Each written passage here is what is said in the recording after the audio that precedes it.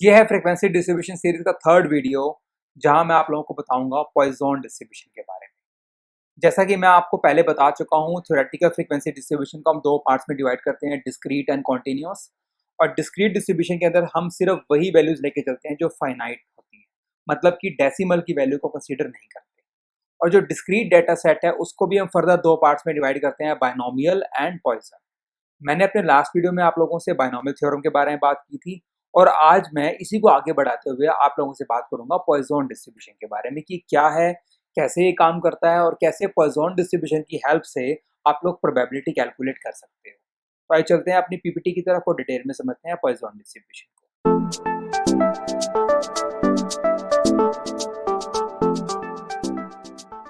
Poisson distribution को 1837 में एक फ्रेंच मैथमेटिशियन का नाम था साइमन डी पॉइजन ने डिस्कवर किया था।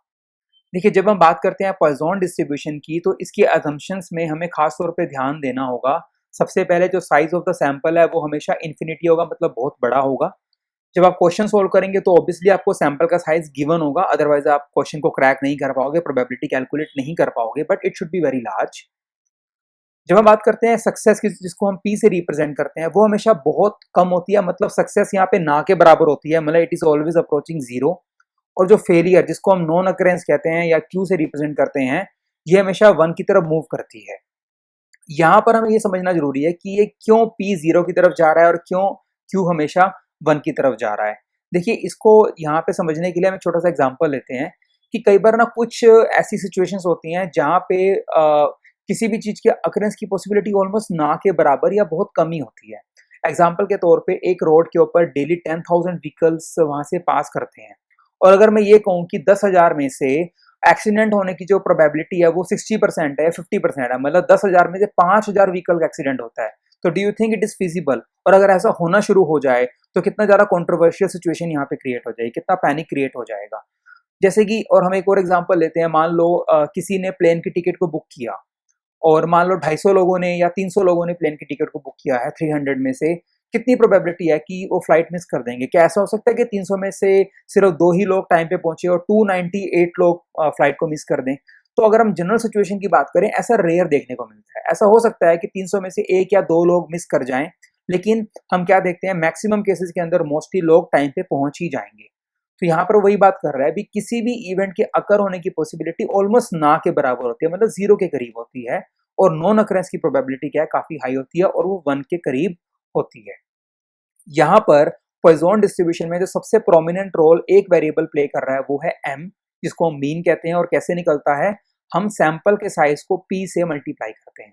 अब सैंपल का साइज तो क्वेश्चन में गिवन होगा, और ये जो पी की वैल्यू है विच इज अप्रोचिंग जीरो, ये आपको कैलकुलेट करनी होगी। आइए समझते हैं कैसे काम करता है। देखिए, पॉइजन डिस्ट्रीब्यूशन का फॉर्मूला हमारे पास यहाँ गिवन है, जहां पर आप देख रहे हैं एम का मतलब क्या है, मीन, जिसको हम कैसे निकालते हैं, एन इंटू पी, मतलब सैंपल के साइज को पी की जो प्रोबेबिलिटी वैल्यू हम कैलकुलेट करेंगे आगे चलकर, उससे मल्टीप्लाई कर देंगे। ई हमारा जो एक बेस नेचुरल लॉगरिथम है, जिसकी वैल्यू 2.7183 है, और आर का मतलब है नंबर ऑफ सक्सेस। जितने आप नंबर ऑफ सक्सेस चाहते हो वो आपको क्वेश्चन में गिवन होंगी, आपको यहाँ पुटअप करना है, और नीचे में आर का फैक्टोरियल डिनोमिनेटर में गिवन है। अब हम इस एक्सप्रेशन की अगर बात करते हैं एम आर और आर के फैक्टोरियल की, तो क्या होगा, मान लो हम 3 सक्सेस की या 4 सक्सेस की बात कर रहे हैं, तो we always start from the zero. तो पहले हमने जीरो ले लिया और जीरो का फैक्टोरियल जो कि 1 के बराबर होगा।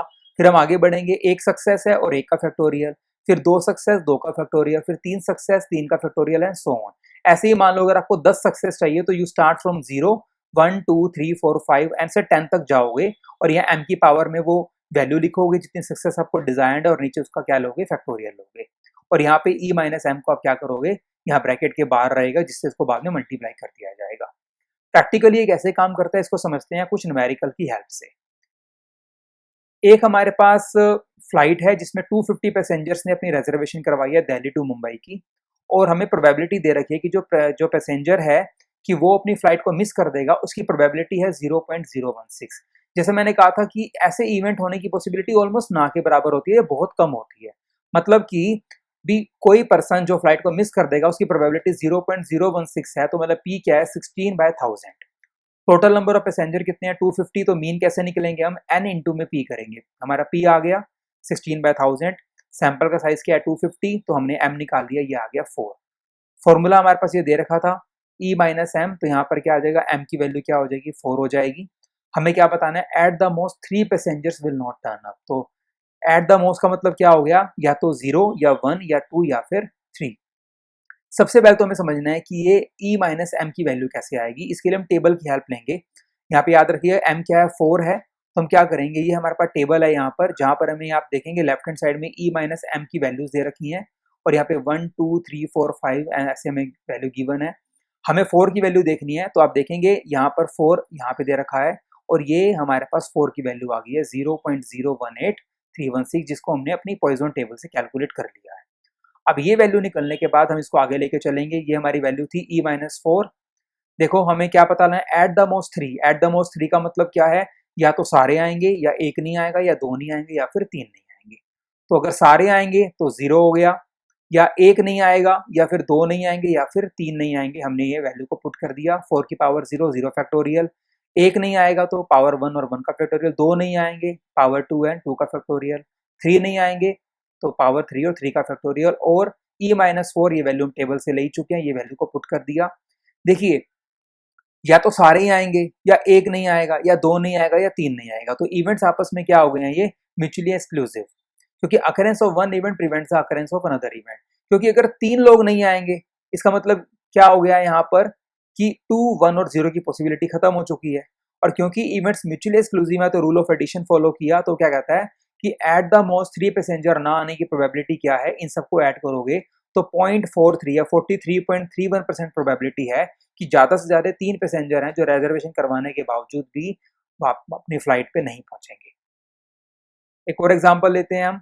एक इंजेक्शन है और लोगों पे उसको ट्राई किया जा रहा है, और हमें बताया गया है कि उसके रिएक्शन की प्रोबेबिलिटी 0.002 है, मतलब पी हमारे पास 2/1000 है। और हमने 1000 लोगों पे ट्रायल किया है, तो सैंपल साइज क्या है, 1000 का है। तो पी की वैल्यू क्या आ गई, एन इंटू पी, ये पुट किया 2 आ गई। हमें बताना है कि exactly 2 individual will have reaction और at least 1 individual will have reaction. तो पहले तो हम ई की पावर निकाल लेते हैं, जो कि -2 पे देखेंगे, क्योंकि हमारे पास एम क्या है, 2 है। हम चलते हैं टेबल में। ये देखिए हमारे पास ये आ गई है -2 की वैल्यू 0.135335, ये हमने यहाँ पे ले लिया। हमने यहाँ पे इसको पुट किया, हमें क्या exactly 2 individual will have reaction. तो एग्जैक्टली 2 का मतलब आर क्या है, 2, तो पावर 2 रखा, 2 का फैक्टोरियल ले लिया। तो एग्जैक्टली 2 लोगों को रिएक्शन होगा, तो प्रोबेबिलिटी क्या है, 0.2706, या आप कहेंगे 27.06। और वो कहता है कि एटलीस्ट 1 इंडिविजुअल। एटलीस्ट 1 का मतलब क्या है, या तो एक को रिएक्शन होगा, या एक से ज्यादा को। तो हम नेगेटिव प्रोबेबिलिटी यूज करते हैं, हम पता लगाते हैं भी कितनी प्रोबेबिलिटी है कि किसी को भी रिएक्शन नहीं होगा। तो 0 की वैल्यू देख लेते हैं। अगर किसी को भी रिएक्शन नहीं होगा तो प्रोबेबिलिटी क्या है, 2 की पावर 0 0 का फैक्टोरियल ये है 1.1353। तो अगर किसी को भी रिएक्शन ना होने की प्रोबेबिलिटी 0.1353 है, तो होने की क्या है, 1 में से लेस कर दो। तो 86.47% प्रोबेबिलिटी है कि कम से कम एक को या फिर एक से ज्यादा को रिएक्शन हो सकता है। एक एग्जांपल और लेते हैं। एक फैक्ट्री है, एसिड फैक्ट्री, जहां पर एक्सीडेंट होने की जो पॉसिबिलिटी है हमें दे रखी है। यहाँ पर हमें पहले ही उसने क्या किया, मीन निकाल दिया 2.5, मतलब कि हमें n इंटू पी का फॉर्मूला अप्लाई नहीं करना, ऑलरेडी उसने अप्लाई करके हमें m की वैल्यू दे दी है 2.5। अब उसने हमें क्या कहा, find the probability that exactly 1 accident occurs in a particular month selected at random. देखो यहाँ पर डिफरेंस क्या है, यहाँ पर अब m की वैल्यू डेसिमल में दे रखी है, मतलब जो e की पावर है -2.5 है। तो हमें सबसे पहले समझना है कि ये -2.5 कैसे निकलेंगे। तो क्योंकि यहाँ पे डेसिमल में है, तो आप 2 को अलग देखोगे यहाँ पे ऊपर, और आप यहाँ पे देखेंगे डेसिमल की वैल्यू दे रखी है। तो यहाँ पे देखो 0.5 के सामने की वैल्यू क्या है, 0.6065, और 2 की वैल्यू क्या है, 0.135335। इनको आपस में आपने मल्टीप्लाई कर देना है। इनको मल्टीप्लाई करोगे तो -2.5 की वैल्यू आ गई 0.082। क्वेश्चन में क्या आ गया था आपकी, कि आपको बताना है कि एग्जैक्टली 1 एक्सीडेंट होने की प्रोबेबिलिटी क्या है। तो आर क्या है, 1, या आपने आर की वैल्यू ले ली 1 और 1 का फैक्टोरियल ले लिया। -2.5 की वैल्यू 0.082 है, इसको मल्टीप्लाई किया आपने यहाँ पर, और आपके पास आंसर आ गया कि एग्जैक्टली उस एसिड फैक्ट्री में एक्सीडेंट की प्रोबेबिलिटी एक होने की प्रोबेबिलिटी कितनी है, 20.5%। So that was all about Poisson distribution. तो इसी के साथ हमने थ्योरेटिकल फ्रीक्वेंसी डिस्ट्रीब्यूशन का एक पार्ट, जो कि हमारा डिस्क्रीट डेटा सेट का पार्ट था, उसको भी कंप्लीट कर लिया है। और इसके बाद अब मैं आप लोगों से बात करने वाला हूँ कॉन्टिन्यूस डेटा सेट के बारे में, जहाँ पर हम नॉर्मल डिस्ट्रीब्यूशन को डिस्कस करेंगे। तो नॉर्मल डिस्ट्रीब्यूशन के वीडियोस को देखना ना भूलिएगा। आई होप आपको ये वीडियो अच्छा लगा होगा और आपको समझ में आ गया होगा पूरा का पूरा कॉन्सेप्ट। तो इसको लाइक एंड शेयर ज़रूर कीजिएगा। और अगर आपने मेरा चैनल सब्सक्राइब नहीं किया है तो please do not forget to subscribe my YouTube channel, क्योंकि यही चीज़ है जो मुझे मोटिवेट करती है काम करने के लिए। Thank you so much for watching this video.